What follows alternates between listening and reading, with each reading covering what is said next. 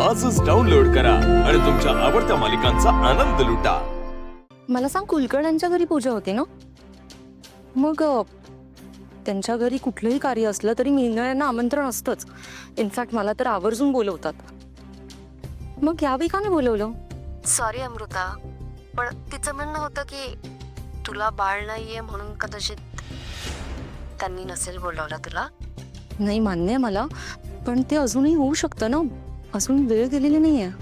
त्यांचं म्हणणं होतं की तुझ्यासारख्या बायकांना बोलवलं तर अपशकुन होईल। प्लीज तू गैरसमज करून घेऊ नकोस हं? बरं ठीक आहे, मी ठेवते फोन।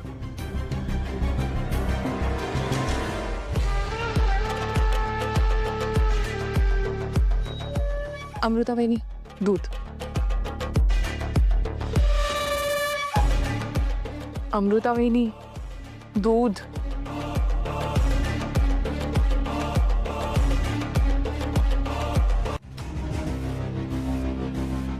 बबलूला कोणी काही नाही बोलणार। आणि अमृता वहिनी काही बोलत नाहीये तर तू काय इतकं बोलतेस ऐश्वर्या वहिनी? मान्य आहे, बबलूकडनं झाली चूक, पण ठीक आहे, पावडरच पडली ना, ते आपण परत मिळवू शकतो। असं काय विशेष आहे त्या पावडर मध्ये? आहे विशेष, आहे विशेष म्हणून बोलते। माहिती नसेल ना तर मध्ये बोलायचं नाही। एक स्पेशल वैद्य आहेत, त्यांच्याकडून मी ती पावडर घेऊन येते। ते सगळ्यांना देत नाहीत, मी रिक्वेस्ट करते म्हणून ते देतात। आणि महत्वाचं म्हणजे ती पावडर घेतल्याने खूप बायकांना मुलं झाली आहेत। ह्याला कोणी सांगितलेला शहाणपणा करायला? कोणी सांगितलं याला मिक्स करायला? आणि अच्छा, ते सांगितलंही नाही त्याने, मग राग नाही का येणार? मी एवढी मेहनत करतेय। आपण जरा शांत होऊयात का? हे बघ वहिनी, आम्हाला माहिती आहे तुला अमृता वहिनीची काळजी आहे, पण त्या काळजीचा त्रास नको करून घेऊ।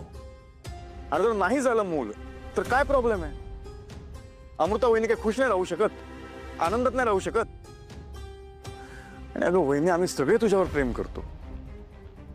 या आधी सुद्धा सगळे तुझ्यासोबत होते आणि यापुढे पण राहणार आहेत। काय सांगता येतं? उद्या पावडर न घेता सुद्धा अमृता वहिनी प्रेग्नेंट राहू शकते ना, होऊ शकतं असं। आणि वहिनी, पारीवरून आल्यावर माझ्या बाबांनी तुम्हाला काय आशीर्वाद दिला आठवतंय ना? माझा ना माझ्या विठुरायावर पूर्ण विश्वास आहे। तुम्ही नका काळजी करू, तो सगळं ठीक करेल।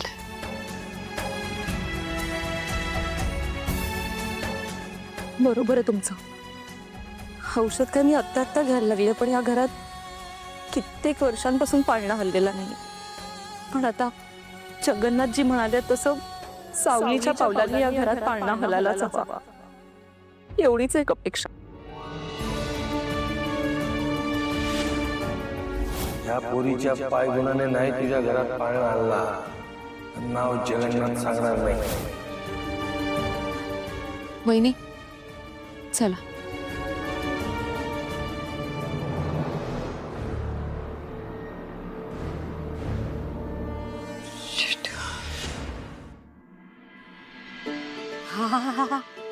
सावळे, काय बनवतेस ग? शेवभाजी बनवते। भारी भारी, बनव बनव। लय खाई ना मी आज, म्हणजे काल बी केवढी जेवले मी। वरण भात काय जेवण केलं होतं अमृता वहिनीनी, चाटून पुसून सगळं मीच साफ केलं बाई। केक संपलाय वहिनी, तुम्ही जो केक चोरून खायला आलेला तो केक संपलाय।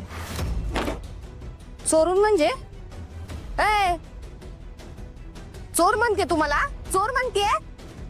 मग काल रात्री इथे काय करत होतात? आवर घाला तोंडाला सावळे, आवर घाल, काय बी बोलू नको उगाच। अगं एवढ्या मोठ्या श्रीमंत घरात पडली ना तू, माझं खाणं पिणं काढते, तू लाज नाही वाटत तुला? आमच्या कुटुंबाच्या घराकडं 100 जणांची उडबस करतो आम्ही जेवणाची, हिशोब बी करत नाही। एवढं सकाळ तर म्हणे चोरी केली, अपमान आहे सावळे, अपमान आहे। वहिनी जरा हळू, हे बघा हे आपलं घर नाहीये, आपलं म्हणजे भागवतांचं नाहीये। तिथे मी काहीच बोलले नसते तुम्हाला, पण तुम्ही माझ्या सासरी येऊन हे सगळं करताय म्हणून मला बोलावं लागतंय। शिवाय आपल्या घरचं नाव खराब होतंय ते वेगळंच। हे बघा वहिनी, हे सगळं मला नाही चालणार, मी नाही खपवून घेणार। मी दादाला चहा देऊन येते। आपल्या घरात ते एक बी खायला मिळत नाही. चोर म्हणते चोर.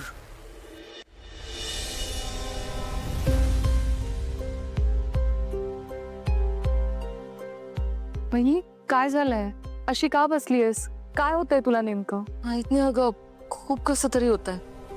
मळमळत आहे, डोकं दुखतंय, काहीच कळत नाहीये.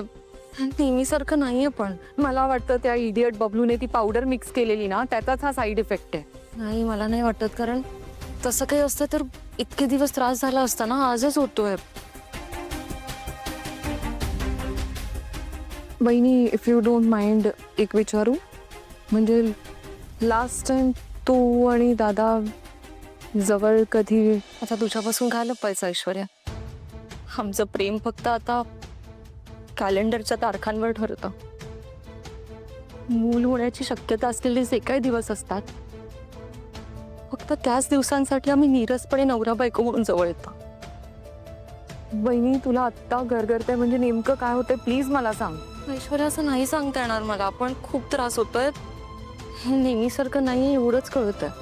डॉक्टरांना पण केला होता कॉल, ते म्हणाले 2 दिवस थांबावं लागेल. एवढंच बोलल्यात, बाकी काहीच माहित नाही. म्हणजे काहीतरी सांगितलं असेल ना, रेग्युलर रुटीन चेकअप आहे, बॉडी चेकअप आहे, ब्लड टेस्ट आहे, काहीतरी. असं काहीच बोलले नाही.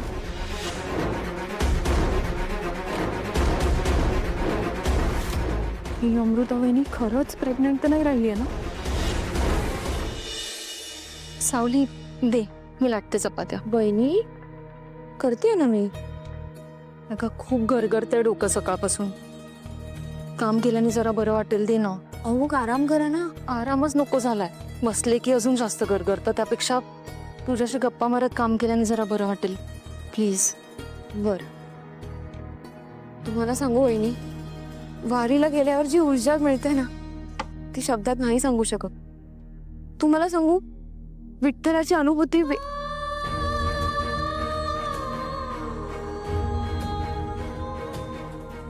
वहिनी, मला माहितीये तुमच्या मनात काय सुरू आहे. बोला ना माझ्याशी.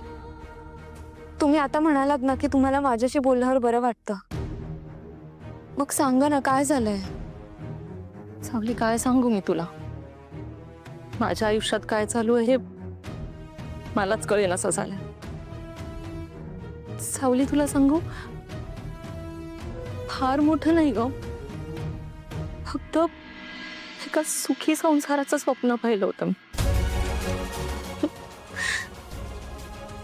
नवीन नवीन असताना राजकुमार अतिशय प्रेमाने वागायचे, पण